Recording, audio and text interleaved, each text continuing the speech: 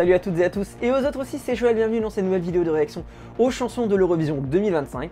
On se rend dans un pays qui parle italien et qui envoie une chanson qui est intitulée Tutta l'Italia.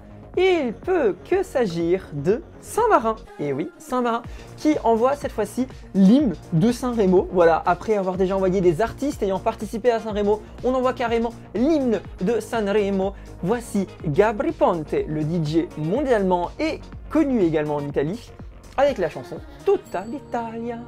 Tutta l'Italia, tutta l'Italia, tutta l'Italia, tutta l'Italia, tutta l'Italia, tutta l'Italia, lasciateci ballare con un bicchiere in mano, domani poi ci pensiamo. Ok, d'accord. Forcément, avec une chanson qui s'appelle Tutta l'Italia, je m'attendais que un truc traditionnel italien. Mais directement, et bien rythmé.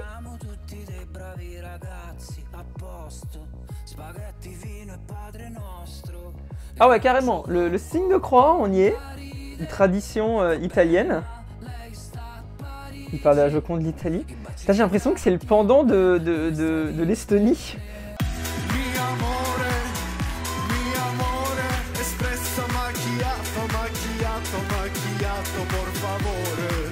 Qui a envoyé une chanson sur tous les mauvais clichés italiens. Et là, c'est tous les bons clichés italiens. Avec, j'ai l'impression, la population entière de Sanremo dans le clip. De San Marino. De Saint-Marin dans le clip.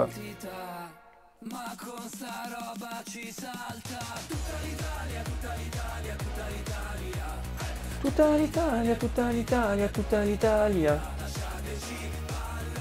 Eh, franchement, ouais. La mamie avec son basilic là, c'est pour me signer, je suis sûr. Mouah, Italia. S'il vous plaît, s'il n'y a pas quelqu'un qui fait ça dans le clip, je ne comprends pas. Je savais pas du tout que Gabry Ponte était italien. J'ai appris des choses parce que Gabry Ponte est très connu. Il a d'ailleurs aussi fait des chansons déjà avec Lumix.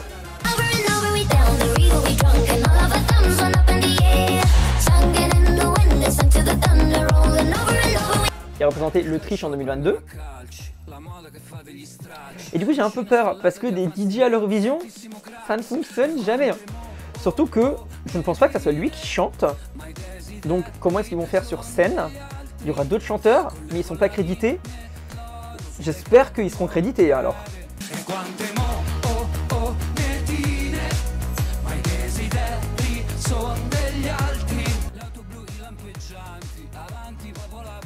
Parce que là, genre juste appuyer dessus, c'est pas en direct, on le sait très bien. Donc bon. Est-ce que c'est son enfant? Putain, il n'y a que des Vespa là. Tous les gros clichés italiens, ça me termine. Tutta l'Italia, tutta l'Italia. Ballare. En vrai, ça me fume un peu de rire que Saint-Marin vraiment envoie une chanson si cliché italienne.